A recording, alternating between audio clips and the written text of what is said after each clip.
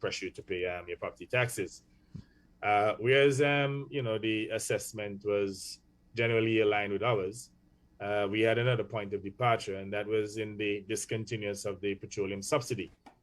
They were saying to us that, look, last year you subsidized petroleum prices to the tune of $32 million. In other words, the consumption tax compared to 2020 fell by $32 million in 2021, because what happens is that every time there's an increase in the cost of petroleum, what we do is that we reduce the tax that comes to the government in order to maintain the price stability. So if you notice, for all of last year, even though petroleum prices, oil prices would have increased significantly, the price at the pump remained unchanged. Mm-hmm. And the reason why it remained unchanged at $12.50 is because the government has been subsidizing that cost. So what we do, we reduce the taxes in order to maintain the price at $12.50.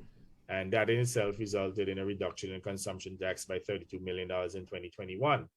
But for us, what we're doing here is that we're also keeping down or let's say containing inflation.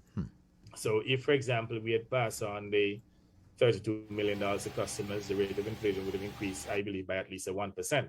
So it has merit, in terms of significant merit to contain the price of petroleum in order to contain inflation. And this is where we said to the IMF that it's a policy that we intend to continue.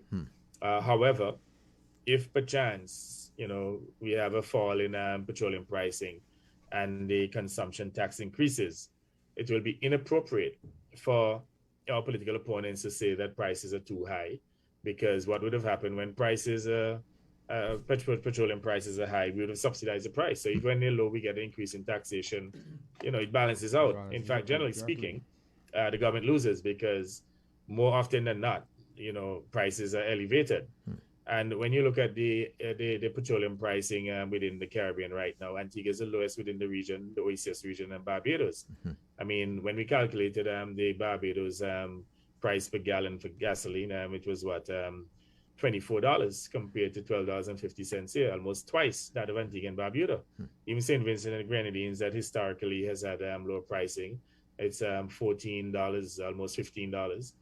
So I'm explaining all this so that people can understand the reason to why inflation here in Antigua and Barbuda remains relatively low, because the government subsidized certain prices, including food prices, and we zero rated them, and we also subsidize the pricing of petroleum products in order to contain inflation.